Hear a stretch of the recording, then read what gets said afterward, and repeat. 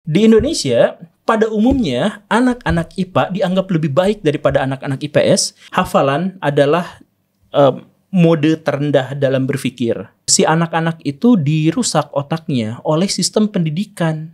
Jadi belajar adalah penderitaan. Makanya anak-anak di Indonesia trauma belajar. Pelajaran apa yang paling digemari oleh anak-anak di Indonesia? Apa? Olahraga. Pelajaran kosong.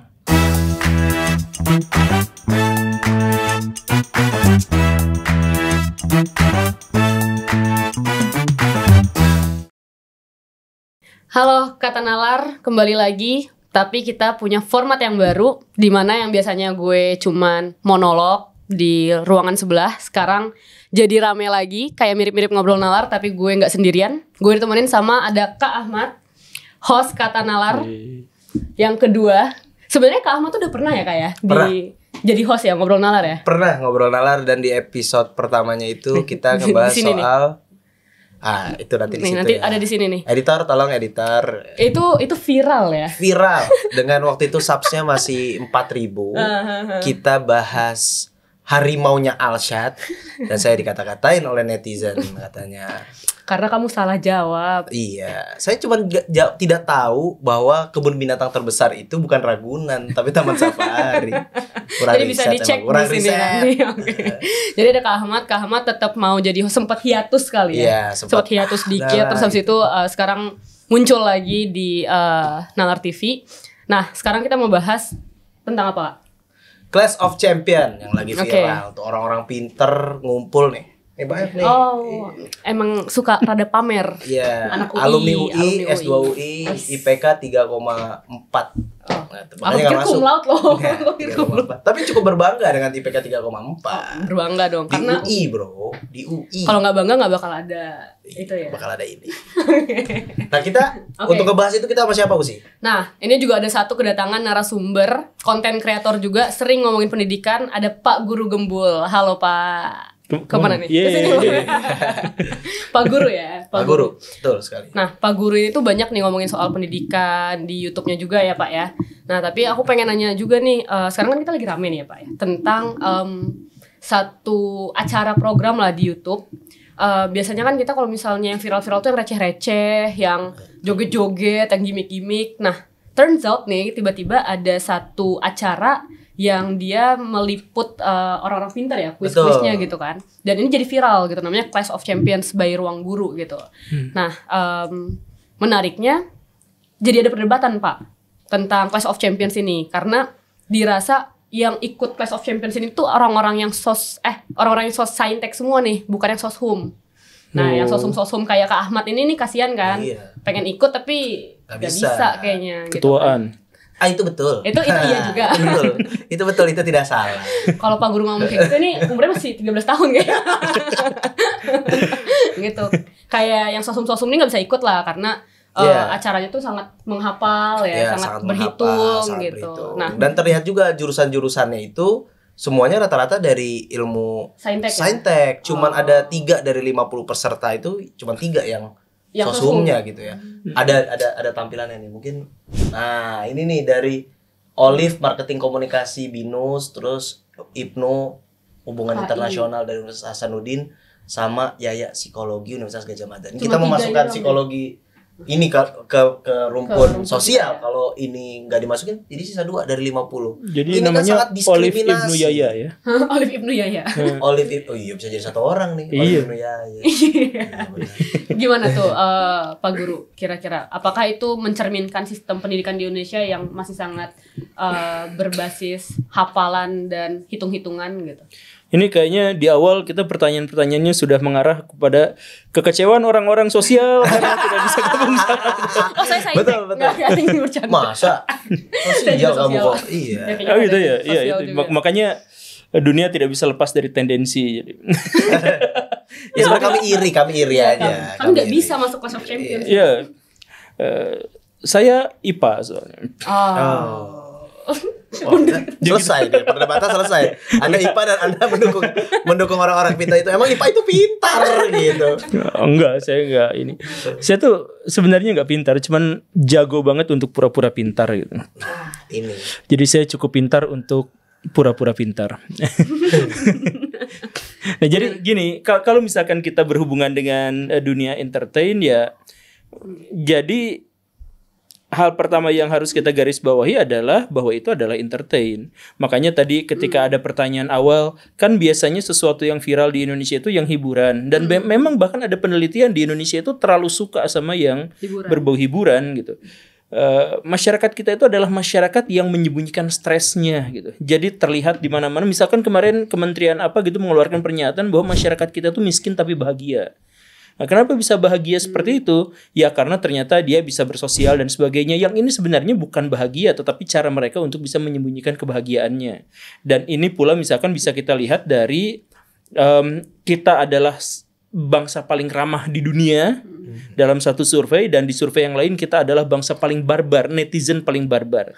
Yang menunjukkan apa? Keramah tamahan kita sebenarnya adalah kemunafikan. Yang sesungguhnya terjadi adalah kita memang pemarah, kita stres, kita depresi, tetapi kita menyembunyikannya yang hanya bisa keluar ketika ada fasilitas anonim.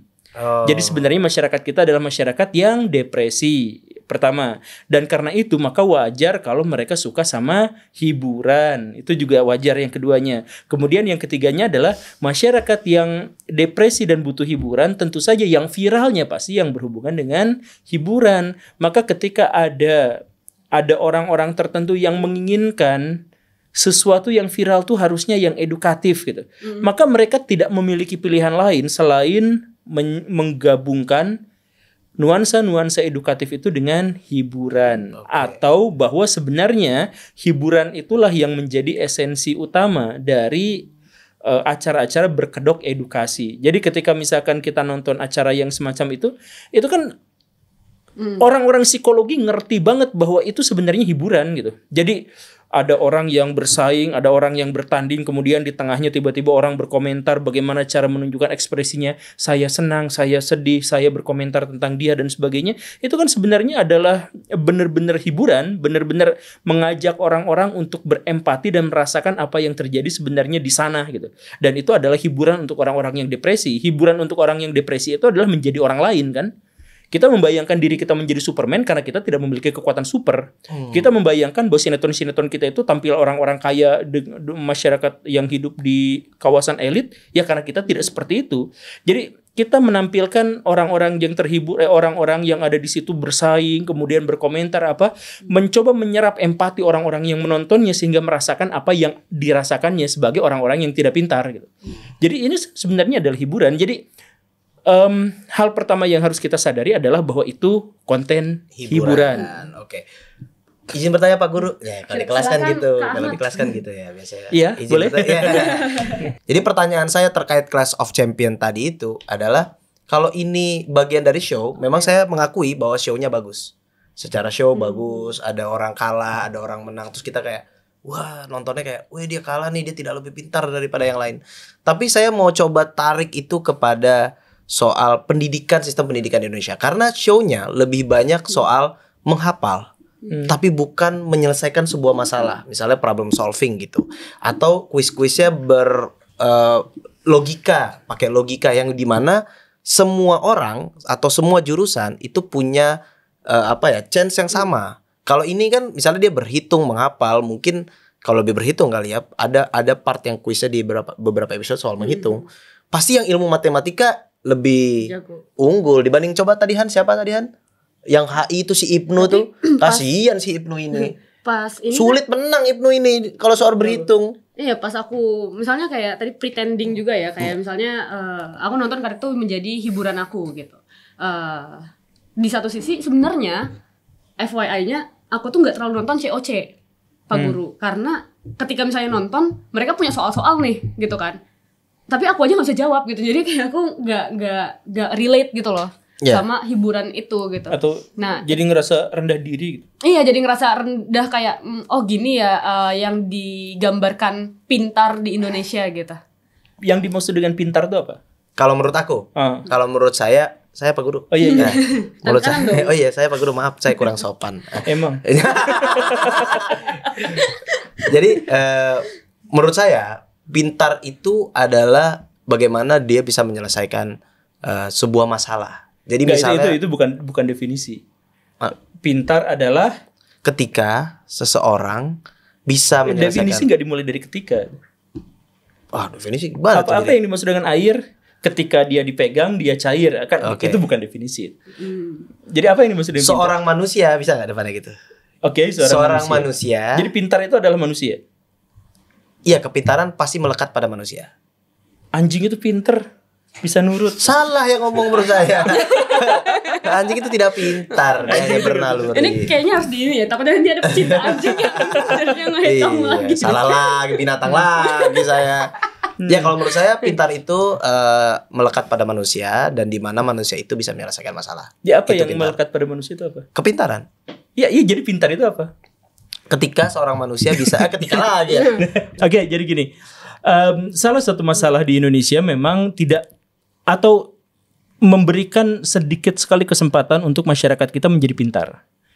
Salah satunya apa? Ketika saya tanya pintar itu apa, bahkan susah untuk dijawab. Jadi bagaimana kita bisa mencapai kepintaran? Karena bahkan untuk mendefinisikannya pun kita tidak bisa. Kalau Pak Guru, pintar tuh apa? Ayo apa tebak? Jadi gini, pintar itu adalah takaran tentang sebanyak apa informasi yang kita miliki dalam benak. Itu namanya pintar. Jadi semakin banyak informasi yang kita miliki dalam benak kita, maka itu disebut sebagai pintar. Adapun cerdas itu seberapa baik kita menyerap informasi itu, seberapa baik kita menggunakannya, seberapa baik kita memprosesnya. Itu cerdas. Nah, pintar itu adalah seberapa banyak. Dia pintar. Kenapa? Apa-apa dia bisa aja ngomong ke sana ke sini. Ditanya apa dia nyaut. Itu kan pintar kan? Berarti seberapa banyak atau takaran tentang jumlah informasi yang ada di dalam benak kita. Nah, seberapa banyak itu atau dari mana kita mendapatkan informasi itu? Semestinya ini alamiahnya ya. Alamiahnya untuk kita mendapatkan informasi-informasi tertentu itu didapatkannya dari pengalaman. Jadi semakin berpengalaman seseorang, semakin pintarlah dia. Secara alamiahnya begitu. Jadi kita mengalami keracunan dan kita akhirnya tahu bahwa zat itu adalah beracun. Misalkan semakin banyak kita keracunan, semakin banyak tahu kita atas racun itu. Alamiahnya seperti itu. Tetapi kemudian manusia itu curang. Dia itu mampu mengakumulasikan pengetahuan satu orang dengan orang yang lain dengan bahasa. Jadi bahasa itu menyebabkan apa yang bahkan tidak kita alami bisa kita ketahui. Bapak minum racun, mati. Saya nggak usah minum racun untuk kedua kalinya untuk membuktikan bahwa itu tuh bikin saya mati gitu. Jadi Bapak ngalamin, mati aja. Saya yang akhirnya tahu gitu kan. Nah, ya langsung rumusannya gini ya. Nah, jadi pintar di dunia manusia pada akhirnya bisa berakumulasi dan inilah yang membedakan manusia dengan hewan. Hewan tidak bisa mengakumulasikan pengetahuannya. Manusia bisa. Jadi ini hasil akumulasi pengetahuan manusia, bukan hasil dari satu orang penemu. Tapi penemu ini berangkat dari orang yang menemukan besi, orang yang menemukan transmitter, orang yang menemukan listrik, orang yang menemukan apa, ada jutaan sepanjang sejarah berakumulasi pada satu orang, dia mencetuskan satu aja pemicunya, dia jadi penemu kan gitu. Nah, maka dia sebenarnya pintar karena apa? Karena dia mampu mengakumulasi pengetahuan dari banyak orang. Nah, karena pengetahuan itu akhirnya terlalu banyak, informasi itu terlalu banyak, maka manusia membutuhkan kategori-kategori. Oh, ini IPA, ini IPS, ini humaniora, ini ilmu doktrin, ini ilmu apa? Ilmu doktrin. Ya, bahasa, apa misalnya seperti gitu itu. Ya. Nah, kemudian ketika manusia sudah mengkategorisasikan ilmu-ilmu itu menjadi ini ilmu sosial dan sebagainya, biasanya itu didasarkan pada sifat dari objek yang dia ketahui biasanya. Nah, setelah dia mengetahui itu, maka manakah di antara mereka yang paling berguna? Nah, ini menjadi sangat subjektif. Mana di antara mereka yang paling berguna? Nah, yang dianggap paling berguna itulah yang kemudian dianggap sebagai ilmu yang lebih tinggi derajatnya daripada ilmu yang lain. Nah, apakah kalau ini kan subjektif, kalau menurut Pak Guru nih, IPA sama IPS gitu, mana yang lebih berguna? Sebenarnya mereka itu tidak bisa dibandingkan. Jadi gini, kalau subjektif ya, nggak bisa dibandingkan dalam hal karena IPS itu biasanya mengeksploitasi IPA. Jadi misalkan ada seorang profesor, saya berhasil menemukan nuklir yang mengeksploitasi nuklir itu adalah para politisi.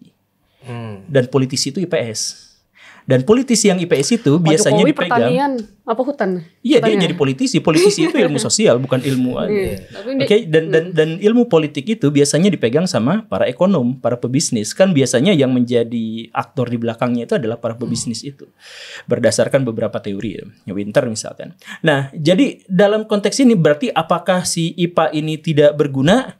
Bukan tidak berguna, tetapi sebenarnya dua-duanya itu saling berkesinambungan. Cuman pada prakteknya, nah si ilmu IPS ini seringkali dianggap tidak berguna oleh masyarakat walaupun dia yang mengeksploitasi. Karena apa? Karena tidak bisa ditakar dengan konsensus. Iya, tidak bisa dihitung begitu. Nah, karena tidak bisa ditakar dengan konsensus, gak bisa dilabeli itu pintar atau tidak. Nah, untuk masyarakat dengan abstraksi rendah, mereka abstraksinya rendah, karena itu mereka hanya bisa melihat sesuatu yang terukur. Jadi gini, mereka gak paham tentang esensi agama, tapi mereka ngerti soal sorban, mereka ngerti soal hijab, kan begitu. Nah, masyarakat bernalar rendah, saya gak menuduh siapapun, tapi masyarakat bernalar rendah hanya akan bisa melihat sesuatu yang terlihat tanpa bisa mengabstraksikan sesuatu di belakangnya. Kalau di Indonesia gimana? Oke, nah pertanyaannya, ini saya kesana kesini itu membangun ininya dulu gitu ya, membangun basicnya. Nah, jadi di Indonesia pada umumnya anak-anak IPA dianggap lebih baik daripada anak-anak IPS karena anak IPS tidak terukur. Sedangkan anak IPA terukur. Anak IPA terukurnya apa? Ketika dia bisa menjawab misalkan bilangan pi, dia bisa menembus sampai berapa angka, itu kan terukur sekali. Tapi misalkan sampai sejauh mana seorang anak itu bisa memecahkan masalahnya? Apa ukurannya? Gak bisa. Nah, karena yang seperti itulah maka kita secara alamiah akan menganggap sesuatu yang terukur bisa lebih cerdas, terlihat lebih cerdas daripada yang tidak terukur kecerdasannya. Mungkin COC ini to some extent juga mereka bikin kuis karena itu yang bisa diukur tuh. Iya, itu bisa diukur kan? IPA gitu. Kalau IPS mungkin susah kali Kak. Mereka mengeksploitasi sesuatu yang diukur, ingatan tuh diukur. Bikin IPS gimana? Atau di luar negeri ada nggak yang kayak gini juga? Ya misalnya ilmu pengetahuan umum. Misalnya ngukurnya dia menggunakan ilmu pengetahuan umum, di mana misalnya semua orang bisa untuk pasti mau IPA mau IPS memahami ilmu pengetahuan umum. Ilmu pengetahuan umum tuh yang gimana? Ilmu pengetahuan umum misalnya kayak negara terluas gitu. Ya, itu geografi. Iya kayak gitu misalnya. Itu kan bukan umum, itu kan geografi. Iya, tapi dua-duanya maksud saya dua-dua dari si baik IPA atau IPS itu memahami, bisa untuk menjawab dengan kesempatan yang sama. Oke, kalau misalnya sebentar. Kalau misalkan saya tanya ya, misalkan cara menghitung limas itu bagaimana? Itu ilmu umum atau bukan? Bukan. Karena dia menghitung. Menghitung tuh umum. Matematika itu adalah bahasa paling umum di dunia. Saya ketahuan bodoh, itu barusan. Mungkin kalau kali tambah gitu-gitu kali. Bahkan sebelum manusia bisa berbahasa, manusia sudah bisa menghitung. Jadi urutan kecerdasan manusia justru dimulainya dari kemampuan dia menghitung kan? Menghitung baru menghafal. Jadi menghitung lebih umum daripada misalkan di mana ibu kotanya Suriname. Ya kan? Tapi kalau misalnya kayak gitu kan ada rumus-rumusnya, Pak Guru. Kalau misalnya kayak cuman jumlah berapa tambah berapa atau berapa kali berapa itu kan nggak pakai rumus gitu. Nah, mungkin itu yang umum gitu. Oke, di Indonesia itu ada banyak sekali kesalahpahaman dalam hal ini gitu ya. Di Indonesia belajar sejarah itu adalah belajar doktrin. Sedangkan belajar matematika itu belajar hafalan. Jadi Indonesia itu matematika itu bukan nalar tapi hafalan. Belajar fisika itu hafalan. Jadi kalau misalkan tadi dikatakan ini ada hafalan, sedangkan ini coba misalkan kita ukur ya. Waktu kita sekolah itu kita dikasih sebuah masalah sama guru. Pertanyaannya adalah sebagai berikut. Ini campuran IPA atau IPS biar senang ya. Campuran IPA IPS. Jika diketahui Presiden Soekarno memiliki 5 orang istri, maka berapakah jumlah perempuan yang pernah jadi istri presiden di Indonesia? Soalnya berbalut IPS tapi tetap menghitung. Iya, tetap menghitung. Nah, misalkan pertanyaan yang seperti itu. Itu IPA atau IPS? Dan yang kedua, itu umum atau tidak? Ya tahu istri. Ibu negara kan udah saya kasih tahu ya. Jika diketahui Soekarno memiliki 5 orang istri, maka berapakah perempuan yang pernah jadi istri presiden sampai sejauh ini? Berapa Kak Ahmad? WO. Nah, berhitung saya WO. Nah, jadi sebenarnya pada akhirnya kesimpulannya kita tidak akan menemukan ilmu yang namanya ilmu umum. Karena gak ada ilmu yang namanya umum. Yang ada itu adalah pengetahuan umum. Pengetahuan umum. Belum tersistematikan. Nah, kemudian kenapa kuisnya nggak kuis yang umum aja? Nah, kuis yang umum itu terkait dengan apa? Terkait dengan hitungan itu umum, terkait dengan hafalan juga umum, terkait dengan materi-materinya, nah itu nggak umum. Kayak tadi itu, kayak tadi misalkan Pangeran Diponegoro meninggal tahun berapa, itu umum nggak? Enggak, Orang sejarah. Papua gak berkewajiban mengetahui itu karena tidak ada relevansinya buat kehidupan mereka di sana. Tapi misalkan orang Jakarta ditanyain, bagaimana cara menyeberangi sungai yang penuh dengan buaya? Orang Jakarta tidak usah mendapatkan pertanyaan seperti itu dan gak usah tahu jawabannya karena tidak relevan, di Jakarta gak ada buaya. Tapi kalau misalkan untuk masyarakat Papua itu sangat penting. Ya pasti tetap akan ada yang relate, akan ada yang gak relate gitu kali ya. Nah jadi maksudnya kalau misalkan tadi itu sepenuhnya anggaplah itu adalah hiburan. Dan kalau misalkan ada yang mengatakan bahwa ini kan gak relevan banget karena di situ hafalan, karena hafalan adalah mode terendah dalam berpikir. Hafalan itu. Jadi kalau misalkan kita menggunakan itu untuk guru-guru misalkan ulangan soalnya itu hafalan, misalkan yang tadi itu Indonesia siapakah yang mencetuskan Garuda Pancasila? Nah, itu hafalan teks, itu jelek dan tidak boleh. Guru mengeluarkan soal-soal semacam itu sebenarnya tidak boleh karena bukan hanya jelek tapi ngerusak. Oke. Masuk nih. Kalau di Clash of Champion itu ada satu segmen ya yang dia menghafal seperti itu. Jadi ada segmen di mana dia dikasih lukisan lalu ada penjelasannya tentang misalnya ini siapa yang buat, tahun berapa, terus backgroundnya lah tentang lukisan itu. Lalu nanti mereka akan ditanya misalnya lukisan ini siapa yang buat gitu. Dan itu itulah menghafal, kan? Itu alasan kenapa orang pintar biasanya bodoh. Orang pintar biasanya bodoh. Penjelasannya adalah kalau misalkan ada sebuah informasi atau sistem informasi yang ditawarkan kepada orang-orang, kemudian dia menghafalnya, maka dia sebenarnya menghafal sesuatu yang tidak perlu untuk dirinya dan itu akan merusak otaknya. Karena cara kerja otak tuh gini, otak itu hanya akan memindai dan kemudian mengingat dan menyimpan informasi sesuatu yang menurut dirinya itu penting. Dan akan mengabaikan sesuatu yang menurut dirinya itu otak secara alamiah tuh kayak alamiah gitu. Tuh kayak gitu. Kan kita gampang ngedenger lagu yang relate sama pengalaman hidup kita, gampang banget kan? Ya karena menurut si otak itu penting. Kan kita lupa juga minggu lalu kita sarapan apa kan kita lupa. Ya karena nggak penting juga. Tapi pengalaman kita yang 5 tahun yang lalu, 10 tahun yang lalu ada yang kita ingat karena itu menurut si otak penting. Nah, jadi kerja otak itu selalu seperti itu. Kemudian jadi rumusnya yang pertama, otak hanya akan mengingat sesuatu yang menurut dia penting. Karena kapasitasnya itu gak perlu terbatas. kita set tuh kayak ini penting, ini harus diingat gitu. Bisa nanti belakangan. Cuman maksudnya, nah dari mana si otak itu tahu bahwa sesuatu itu penting dan sesuatu itu tidak penting? Kalau si otak tahu faedahnya apa buat kehidupan.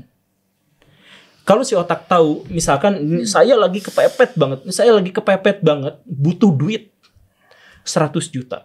Dan yang harus saya banyak ya kepepetnya. Iya, misalkan ya. Iya, buat bayar itu. Butuh istri baru misalkan. Mas kawinnya dituntutnya segitu misalkan ya. Nah, dan kemudian saya satu-satunya jalan adalah saya harus bertemu dengan seseorang yang alamatnya di sini. Maka alamat itu akan sangat mudah dia ingat. Karena dia tahu faedahnya apa untuk kehidupan itu. Kan gitu. Nah, sekarang kita masuk ke bangku sekolah. Anak-anak, tolong ingat-ingat ya. Pithecanthropus erectus ditemukan oleh Eugene de Bois pada tahun 1891 atau 1889 di sebuah desa yang namanya Trinil. Ingat baik-baik. Si otak berpikir apa faedahnya buat saya dan si guru tidak ngasih tahu faedahnya buat saya itu apa. Nah, itu akan dilupakan sama si otak. Faedahnya buat Pak Guru apa tuh? Saya aja sekarang udah melupakan yang tadi. Ya tidak. Ya, oke. Ya karena apa? Ya nggak penting kan? Nggak penting. Saya nggak perlu tahu tentang Pithecanthropus erectus itu. Wah, itu melecehkan nenek moyang tuh. Nenek moyang sendiri lupa. Komunitas pencinta nenek moyang marah sama saya, Pak Guru. Iya. Lanjut. Nah, oke. Jadi kita itu diingat-ingat seperti itu ya, tapi kita tuh udah lupa lagi karena itu nggak nyambung, nggak relate sama kehidupan kita. Tapi diingat-ingat sampai pas ulangan akhirnya nilai kita tuh sempurna 100. Nilai yang dicapai 100 itu adalah hasil dari merusak otak kita. Karena otak kita gak tahu faedahnya untuk apa, tapi diingat-ingat. Terus lupa, ingat. Itu berarti sistem pendidikannya dong, Pak? Ngerusak. Sistem pendidikan Indonesia nih sekarang gitu kan. Sekarang apa-apa aja, kayak misalnya aku gak suka sama IPA, tapi aku harus belajar biologi, fisika gitu. Karena Enggak, gini. Suka atau tidak suka tuh harnya berproses gitu ya. Kita gak bisa mengidentifikasi bahwa saya gak suka IPA, saya suka itu berproses. Cuman maksudnya ke awalnya itu adalah bahwa anak yang ranking 1, anak yang IPK-nya tinggi, seringkali, ini ada datanya, ada jurnalnya, seringkali susah untuk bisa memecahkan masalah-masalahnya sendiri. Karena si otak yang awalnya didesain untuk memecahkan masalah, berhenti, ditutup, dirusak, diganti dengan otak yang harus mengingat sesuatu yang didoktrinkan padanya. Nah, ini kan rusak. Nah, makanya akhirnya kita cek rata orang yang nilai di sekolahnya pertengahan pada umumnya lebih tinggi, lebih baik nasibnya 10 tahun, 20 tahun ke depan daripada orang yang ranking 1. Silahkan dicek. Ya bukan berarti yang ranking 1 bukan seperti itu. Tetapi secara statistik silahkan dicek. Memang seperti itu. Kenapa? Ya karena mekanismenya seperti itu. Si anak-anak itu dirusak otaknya oleh sistem pendidikan. Oke. Nah, jadi mungkin aku jadi ngelihatnya ya, saya jadi melihatnya bahwa mungkin ini otak nih misalnya. Nah, sebelumnya kan mungkin sejak kita lahir mungkin otak itu kita anggap masih tanpa informasi. Ya, maksudnya masih kecil ketika dia lahir. Lalu sebenarnya dimasuki dengan hal-hal yang seharusnya sebaiknya adalah ilmu untuk bagaimana dia problem solving, relate sama kehidupannya, dia bisa menjalani hidupnya jadi lebih baik. Harusnya isi kapasitas otaknya di situ. Tapi karena dikasih informasi-informasi yang tidak penting dan dia harus menghafal itu, maka otak itu menjadi rusak. Mungkin penting kali ya, tapi enggak. Mungkin enggak dipaksa. Bukan kan ya, penting bagi Anda sama saya kan berbeda. Iya, itulah makanya harus ditegaskan tidak ada ilmu pengetahuan umum. Karena setiap orang pasti punya pengetahuan yang makanya berbeda-beda. Itu yang tadi ditekankan itu.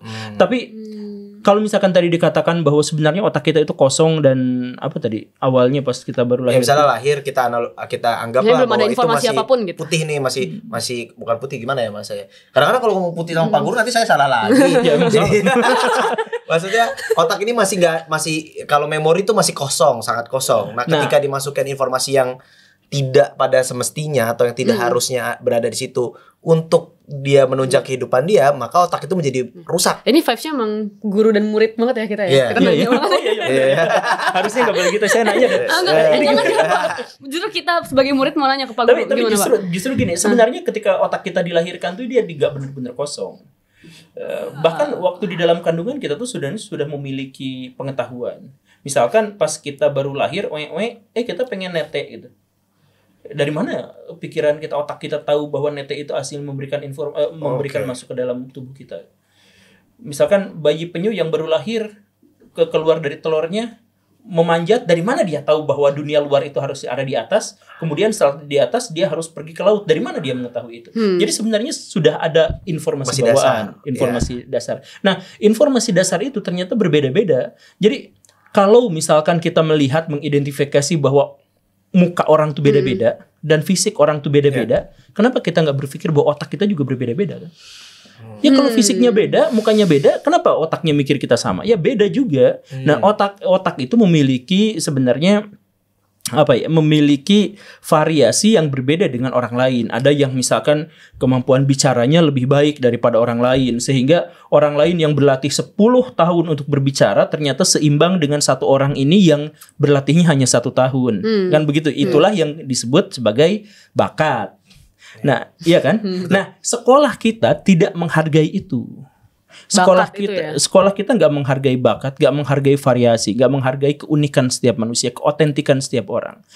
Pada akhirnya sekolah itu menganggap bahwa setiap orang itu harus sama rata di depan guru dengan nilai yang sama, standar yang sama, dan nanti dikasih IPK yang sekian-sekian, dikasih standar. Itu tidak manusiawi. Sekolah kita tidak manusiawi kalau mempraktekkan hal-hal yang semacam itu. Nah, jadi yang tadi itu keresahannya itu, kok kita yang diajarinnya itu hanya hafalan dan sebagainya, bla bla bla, yang diajarkan apa yang tidak kita ketahui misalkan, yang tidak kita butuhkan. Ya karena doktrin sekolah itu adalah alat kontrol sosial. Jadi kalau misalnya sistem pendidikan yang ideal, maksudnya kalau dari Pak Guru gitu ya, berarti gimana Pak? Dengan kapasitas otak yang berbeda-beda gitu, orang-orangnya juga beda-beda, minatnya, bakatnya segala macam. Ya kita berikan kebebasan, kita berikan kompromi kepada orang-orang yang mau belajar. Jadi ya yang tadi itu jangan dipaksakan bahwa setiap anak itu harus IPA atau harus IPS atau harus bahasa. Gak usah dipaksakan anak itu begini dan begitu. Yang paling penting itu adalah gini. Ini metode belajar di barat itu tidak sempurna, tetapi setidaknya lebih baik daripada kita. Jadi mereka itu waktu anak-anak masih kecil, masih jumpalitan loncat-loncat gitu, ngajak smackdown sama buaya kayak gitu kan. Sama buaya. Bagus. Iya. Ya yang gitu lah.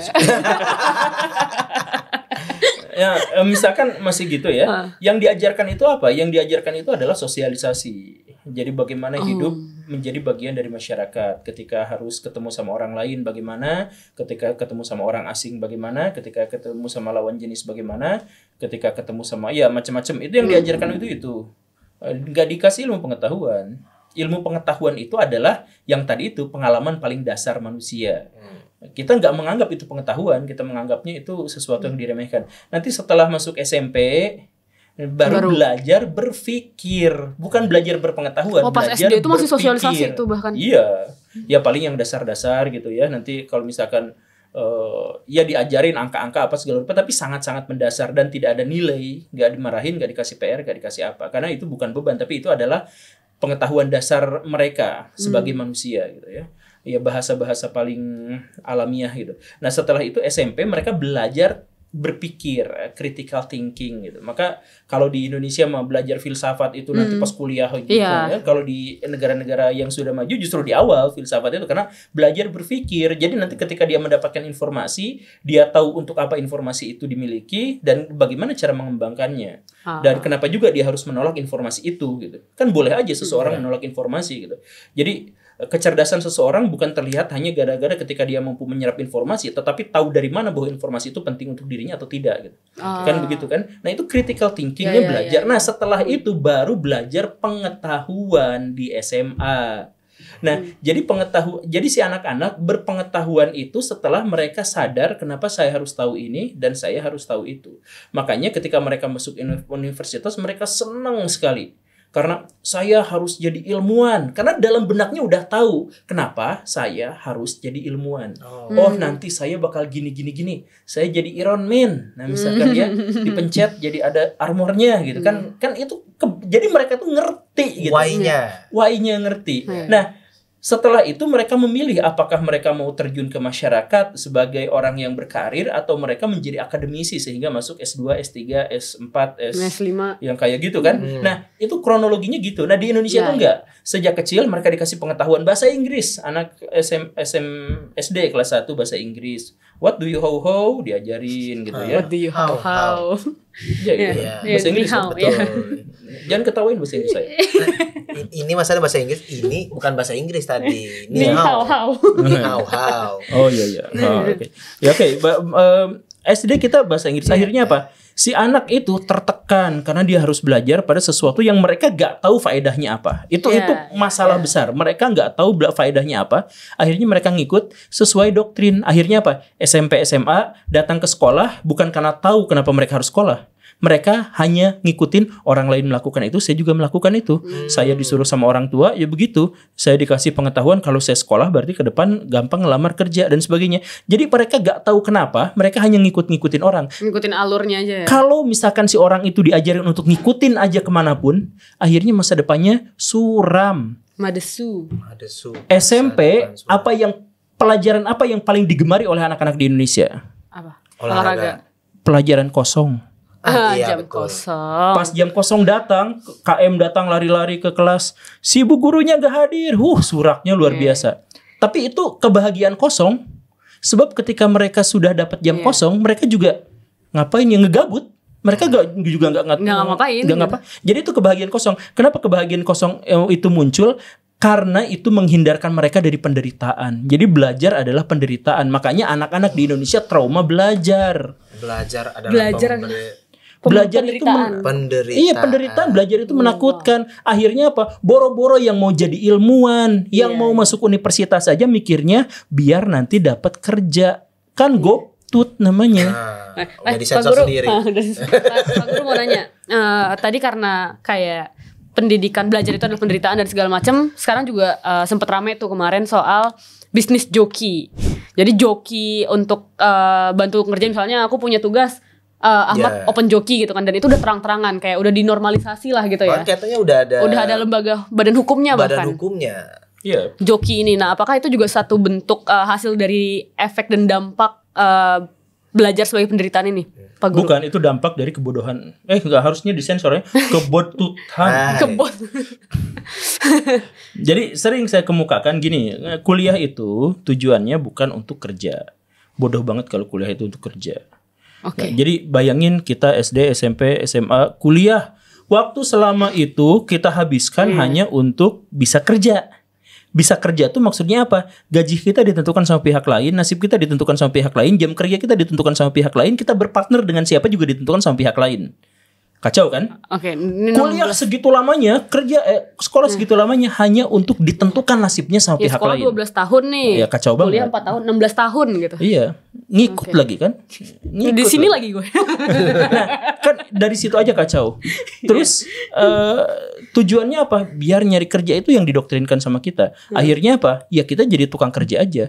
Coba misalkan saya katakan pendidikan itu dan universitas itu adalah sarana agar kita jadi orang terbaik. Kalau kita sudah jadi orang terbaik, jadi orang berkualitas, duit yang ngejar-ngejar kita, bukan kita yang ngejar-ngejar duit. Kan perbedaan antara mental fakir miskin dengan mental orang tajir itu adalah orang miskin kerja untuk dapat duit, orang kaya berpikir cara mempekerjakan duit untuk kepentingannya. Itu kan perbedaan orang miskin dengan orang kaya tuh. Jadi orang kaya mau dibangkrutkan bagaimanapun karena mentalnya adalah dia harus menjadikan duit sebagai budaknya untuk kepentingan dirinya sendiri, dia bakal cepat kaya lagi. Jadi fokusnya adalah jadikan diri saya yang terbaik. Saya kemarin ilustrasikan misalkan di salah satu video, saya ilustrasikan saya jadi penyanyi seperti Taylor Swift. Ketika dia jadi penyanyi terbaik dengan entertain terbaik, dengan wajah terbaik, dengan lagu terbaik, dengan suara terbaik, saya gak usah ngapa-ngapain. Ada ribuan orang yang nunggu ngantri saya agar saya konser di negaranya, dan saya dibayar seberapapun saya mau. Karena apa? Saya jadi yang terbaik. Saya gak ngejar-ngejar duit. Sumpah, saya gak butuh duit. Duit itu budak saya. Itu pikirannya dia kan. Duit itu budaknya saya, dan karena itu yang mau saya tampil sebagai orang terbaik, mana duit kalian sok kesinihin. Tapi itu adalah pengorbanan kompensasi yang kalian butuhkan, bukan saya butuhkan. Jadi, nah kuliah itu jadikan diri sebagai orang terbaik, bukan jadi orang yang bekerja, mencari nafkah, mencari duit. Tapi jadikan si duit itu budak. Karena apa? Karena kita yang terbaik, kan gitu. Nah, orang yang joki itu, kenapa dia joki? Karena dia nggak mau kuliah dan boro-boro jadi orang yang terbaik, kuliah aja dia nggak mau. Dia hanya pengen hasilnya, yaitu apa? Dapat ijazah buat ngemis-ngemis kerjaan ke orang lain. Tapi untuk yang buka usaha jokinya, berarti dia orang pinter. Iya. Karena dia melihat peluang. Iya, karena dia bisa melihat peluang. Ya, orang yang tidak beretika. Tapi tidak beretika. Beda ya, beda beretika kan beda. Ya kan, jadi, nah itu makanya si mindsetnya itu dirubah. Kenapa si joki-joki itu muncul? Karena kita pengen gitu. Oke, karena saya sudah diplototin oleh produser saya, jadi nah itu tidak mandiri, ditentukan sama pihak lain. Oh iya, salah lagi saya. Tapi nggak tahu kenapa dia plototin saya. Ya.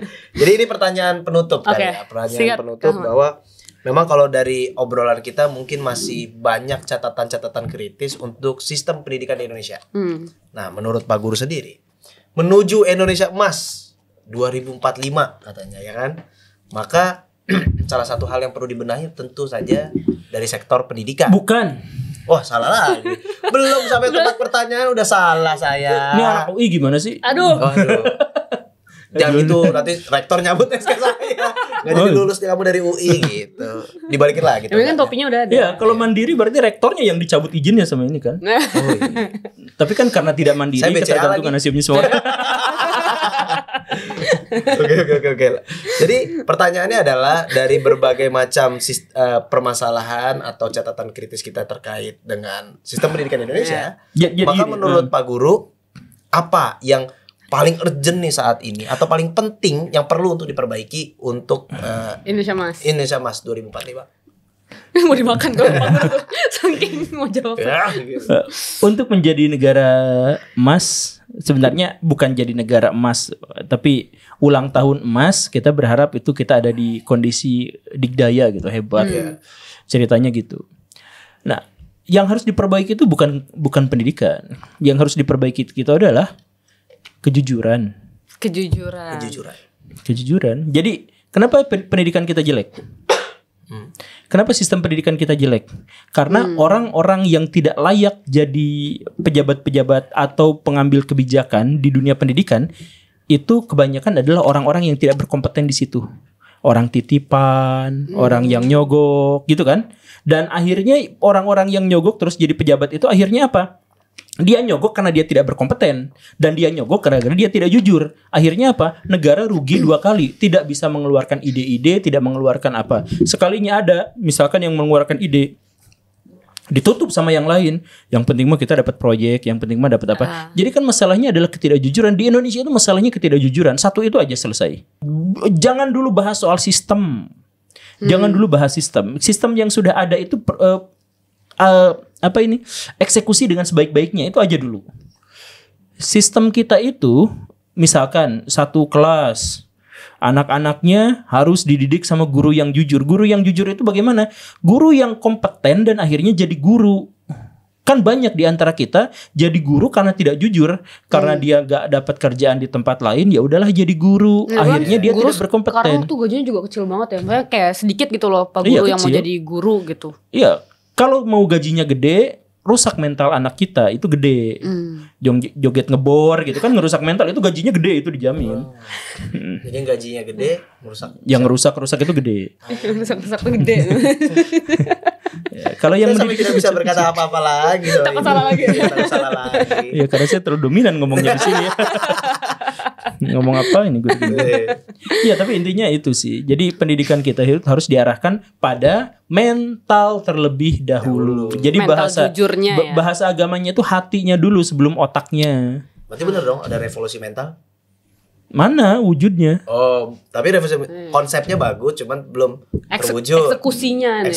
Bahkan saya nggak menemukan filosofis yang jelas dari revolusi mental itu.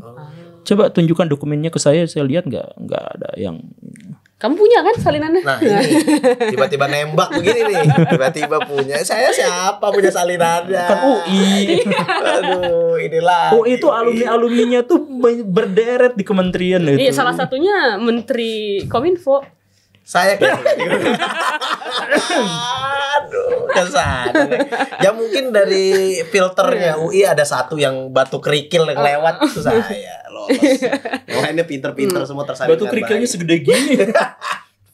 Yang penting awet muda Pak Guru. Iya, skincarean. Oke. Gimana sih? Itu ya paling kalau misalnya tadi soal pendidikan dan kejujuran itu tuh kalau SD, SMP, SMA tuh aku ada namanya kantin kejujuran Pak. Oke. Tapi tetap aja banyak yang hilang juga. Gak ada duit. Itulah. Gak dari situ. Ketidakjujuran sudah dimulai dari kantin sekolah Anda. Dari kantin kejujuran. Kantin kejujuran itu cara yang salah untuk ngajarin kejujuran. Oh gitu. Salah lagi tambah lagi di kantin. Ya salah. Jadi gini, kalau misalkan mau ngajarin kejujuran, maka si anak itu harus tahu kenapa harus jujur dan apa sanksinya kalau dia tidak jujur. Nah, kalau tiba-tiba dikasih kantin kejujuran, dia nggak ngerti juga kenapa dia harus jujur. Karena belum dijelasin kenapa harus jujur. Ada penjelasannya. Tiba-tiba jadi nggak salah nih teman-teman. Why dulu. Why-nya dulu. Iya. Baru ada platform kantin kejujuran. Iya, makanya dimulainya dari kenapa saya harus melakukan seperti ini, kenapa saya harus melakukan seperti itu. Misalkan gini, kalau misalkan saya jadi negara yang jujur, maka saya dijamin menjadi kaya raya. Itu jamin. Karena apa? Jujur berarti mendapatkan kepercayaan dari orang lain. Kepercayaan itu adalah aset utama para pengusaha. Orang-orang tajir melintir, asetnya itu bukan pabrik, bukan gudang, bukan produk, tapi kepercayaan publik pada dirinya. Dan kepercayaan publik itu salah satunya adalah dari bahwa dirinya bisa dipercaya. Nah, jadi Indonesia sekarang kenapa miskin? Gak bisa dipercaya. Kenapa Singapura kaya? Karena bisa dipercaya. Sesimpel itu kan. Orang Singapura jualan yang kayak gini bisa sampai 200.000 dan konsumennya mau. Karena apa? Karena dari mana Singapura? Oke. Selesai. Bahwa nama Singapura adalah garansi dari kejujuran, garansi dari kualitas. Kan gitu. Sekarang jual apa? Oh, kamu orang mana? Indonesia. Yang suka korupsi itu ya pejabatnya. Walaupun kepercayaan publik terhadap Jokowi tinggi ya. Kesana. Itu batuk juga. Udah ada tukang nasi goreng tuh di depan. Tiba-tiba tukang nasi goreng. Lapar. Ya mungkin Pak Jokowi jujur. Jujur, mungkin jujur. Kok mungkin?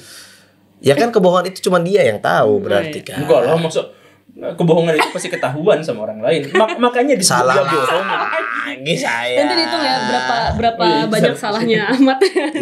Ya mungkin belum diketahui. Ada kebohongan yang mungkin belum diketahui. Atau ditutup. Ya dari mana kita tahu ada kebohongan yang diketahui kalau kita tidak tahu bahwa dia bohong?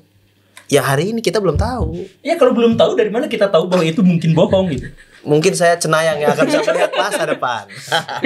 Mungkin yang penting udahlah Pak Jokowi berdebat gimana yang penting Pak Jokowi udah minta maaf kemarin. Iya, udah minta maaf. Iya. Dimaafin enggak? Dimaafin dong sebagai masyarakat. Kita menutup dengan Pak Jokowi menerima permintaan maaf. Oke, mungkin itu kali ya yang baru bisa kita bahas. Sebenarnya udah lumayan lama ya. Berapa lama? 45 menit. Baru 45 menit. Baru 45 menit. Iya, kita udah ngebahas soal edukasi. Sebenarnya kata nalar itu Pak Guru, kita tuh banyak bahas soal politik. Makanya tadi ada nyerempet-nyerempet dikit lah tentang politik tuh kayak gimana di sisi pendidikan. Kenapa nggak langsung bentur? Oh, di episode 2. Takut ada tukang nasi goreng di depan. Misalkan bahwa minta maaf itu nggak konstitusional. Oke. Itu jadi penutup aja. Jadi penutup ya. Biar masih ada episode 2 dengan nanti editor potong itu Pak Gurunya. Oke, bye-bye. Oke, terima kasih semuanya. Terima kasih Pak Guru. Thank you Pak Guru.